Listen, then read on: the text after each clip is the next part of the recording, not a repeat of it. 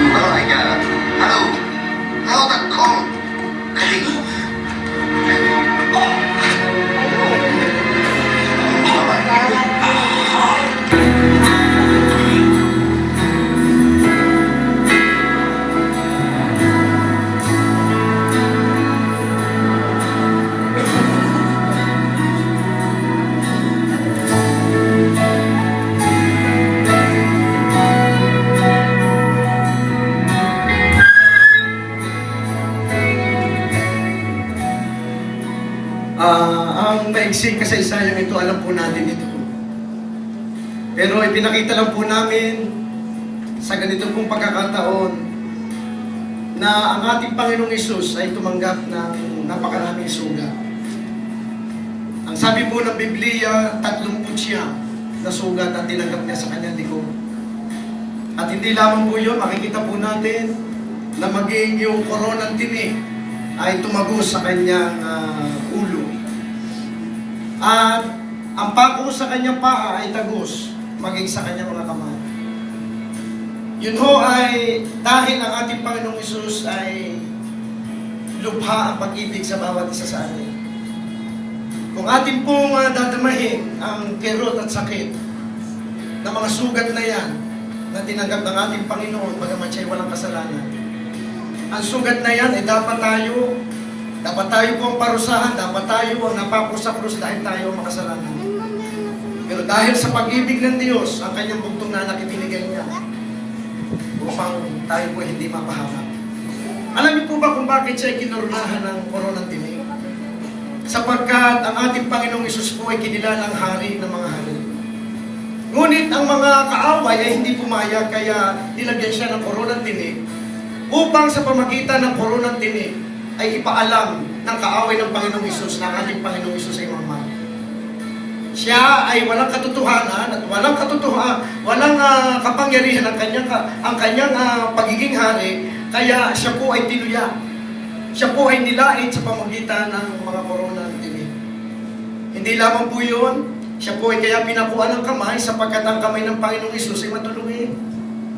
Kaya gustong pakuha ng kaaway ang kanyang kamay para hindi na makapaghimala at para hindi na makagawa ng mabubuting bagay sa kanyang mga iniibig. Pinakuhan din ang kanyang paa para hindi na po siya makarating doon sa kanyang mga tutulungan. Pinako ang kanyang paa para hindi na ito maihakbang, para hindi na maipahayag ang mabuting pag-ibig ng Diyos. At hindi pa rin nasayahan ang kaaway nang makita pa nila na ang Panginoong Hesus ay may buhay. Tinusok po nila sa tagiliran ng sibat ang ating Panginoon. At sa pamagitan po ng tusok ng sibat na yun, lumabas po ang tubig at dugo buhat sa katawan ng ating Panginoong Hesus. Na ang tubig na ito naghugas sa ating mga kasalanan. Na ang dugo ng ating Panginoong Hesus na banal na dumaloy, ito po ang nag-alis ng lahat ng ating mga kasalanan. Ito ang nagsilbing kapatawaran. At ito ang naglinis sa lahat na nagagawa natin mga kasalanan hanggang sa ating kapanahunan. Kaya sa munting dulang ito, ang nais lamang po namin ipahiwatig, mga kabarangay ko, mga kaibigan ko, ang Diyos ay nagmamahal sa pamagitan ng ating Panginoong Hesus. At ang kaaway ay hindi nagtagumpay sapagkat akala niya ang anak ng Diyos na kanyang napatay ay hindi na mabubuhay. Pero ito po ang pinakadakilang mabuting balita, ito ang napakagandang balita, na bagamat ang ating Panginoong Hesus ay namatay, ang mabuting balita siya po ay muling nabuhay. At hanggang sa kapanahunan, hanggang sa atin, naniniwala po tayo na ang ating Panginoong Hesus ay nasa sa ating kalagitnaan. Sapagkat sinabi ng Panginoon, 2 o 3 nagkakatipon sa pangalan ko, ako'y naroroon sa kalagitnaan ninyo. Kaya ito kung ginagawa natin ito, huwag po kayong magsabi na nasayang ang inyong oras, nakatagpo po nyo ang ating Panginoon sa munting dula na inyong pong nasaksihan. Nawa ang dulang ito, hanggang sa inyong pag-uwi ay magbaon sa inyong puso't kaisipan, na sasabihin mo, kaibigan, mahal pala ako ng aking Panginoong Hesus. At ang kaaway ay hindi nagtagumpay, sapagkat akala ng kaaway, ang kamay ng Panginoong Hesus ay hindi na makakatulong. Kaya ngayong gabi, tuloy po ang pagtulong ng Panginoong Hesus. Taon-taon po ay tayo ay magkakatipon upang ang kamay ng Diyos ay may abot sa bawat nangangailangan. Alam niyo po ba mga kapatid? Amen. Si Kristo ayaw niya na nagugutom ang kanyang kapwa. Kaya alam po ninyo, kahit 5,000 pinakain niya, kahit 4,000 pinakain niya.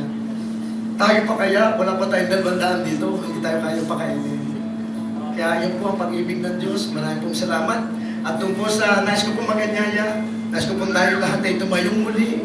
At tayo po ay mananalangin sa Panginoon. Nais po ba niyang tanggapin ang ating Panginoong Hesus bilang Panginoon sa lilang tagapagligtas? Okay, tayo po lahat ay sumunod sa panalangin. Ulitin niyo lamang muli ang panalangin ito, Ama naming Diyos. Ulitin po natin, parang mahina, para sa Diyos na malaki. Ama naming Diyos, ako po'y nagpapasalamat na muli sa pagkakataong ito, nasumpungan ko, kahit sa munting tulang ito, na ikay nagsakripisyo at ikay nagbigay ng buhay para sa buhay ko. Ang iyong sugat, ang mga latay na tinanggap mo, ang nagsilbing kagalingan ng lahat ng aming karamdaman. At ngayong gabi, ano man ang aking sakit at karamdaman, lalabas ako sa dakong ito na ako'y iyo ng pinagaling. Hindi lamang sa karamdaman, kundi sa aking kaluluwa na ako'y humihingi ng tawad at tinatanggap kita na ako ay iyong tinubos at ikaw ngayon ang aking Panginoon mula ngayon sa aking buhay. Salamat po sa kapatawaran. Salamat sa biyaya at sa patuloy na pag-iingat na aking pong nararanasan. Sa pangalan po ni Jesus, na aking dakilang tagapagligtas. Palakpakan po natin ang Panginoon. Salamat po.